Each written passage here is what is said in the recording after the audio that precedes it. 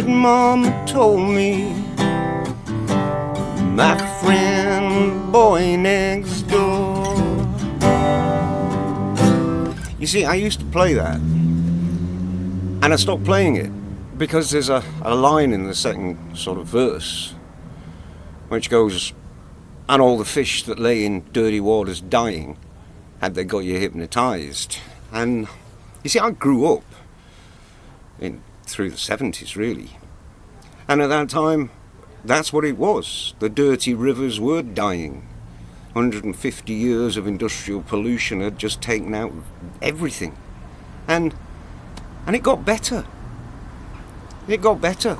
Even the River Irwell, where the scud used to fall off the waterfall and blow over the surrounding streets, they caught a salmon there. In the latter part of the 80s, they caught a salmon. It might have been that it was caught in a shopping trolley that had been chucked in, but they still caught a feckin' salmon in the River Irwell, in that stretch that was notorious, that had films with it as a backdrop. And within 5 years of Brexit, here we are again. They threw away the red tape. They cutted away the horrible red tape. And now the rivers are crawling. The beaches are full of crap. And that's the red tape. And now you can see that red tape. You know what those fuckers were talking about when they were, well, let's have a bonfire of all that red tape. Well, what about the rest of the red tape they want to take away? What about all the protections of you at work? Yeah, the protections of your children. The protections from the very air that you're breathing. Yeah, bonfire with that as well. This is what they want. Bin the red tape, i.e., don't spend the money doing it right. Give me the money. My offshore account is begging for it. We're lucky we're in the headwaters of the River Calder. A mile up the road there is Hebden Bridge. You might have heard of Hebden Bridge.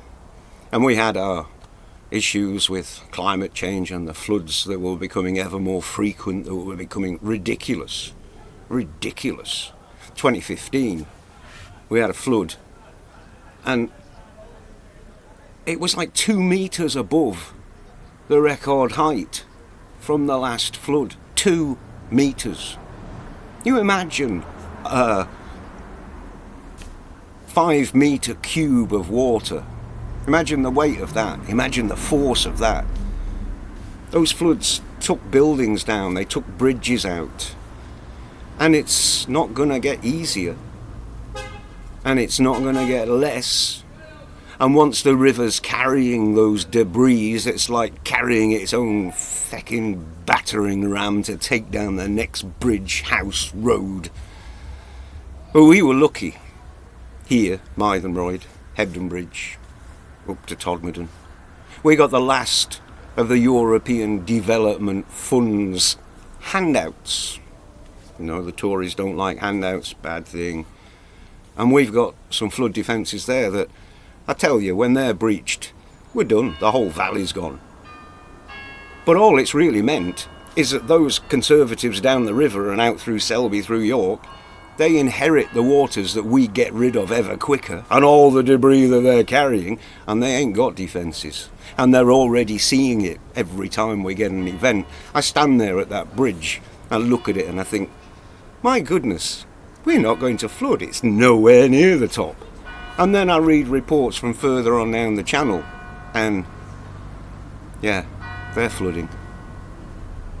We've got to act. We have to save our children, save our grandchildren. Nobody else is going to do that for us. This is not going to miraculously heal itself. And in all reality, this became worse in 2014 with the flip of the multi-decadal Pacific Oscillation from its period of burying the heat in the upper ocean, which is something the deniers pounced upon. Oh, look, we're not warming as fast as we said. Well, now it's flipped to the positive phase. And instead of that heat being buried in the upper ocean and so not really going into the atmosphere, it's all going straight up there. And the heat that was saved over the 20 years of the negative period of that phase is also going straight up there. We've got to act. We've got to act with a sense of emergency. They will not help. We must force them to give us the funding to be able to make meaningful change. And the only way to do that is to scare the pants off them, is to stand shoulder to shoulder with the people you live around and say, no more. And mean it. They're not brave boys. Not one of them. They would shit their pants. And the thing is, the people they employ to look after them, their muscle, they got families. They're like us. They're just earning a bit of coin. They're not interested in them. They're interested in that. They will turn and they will stand with us. Solidarity, people. Solidarity.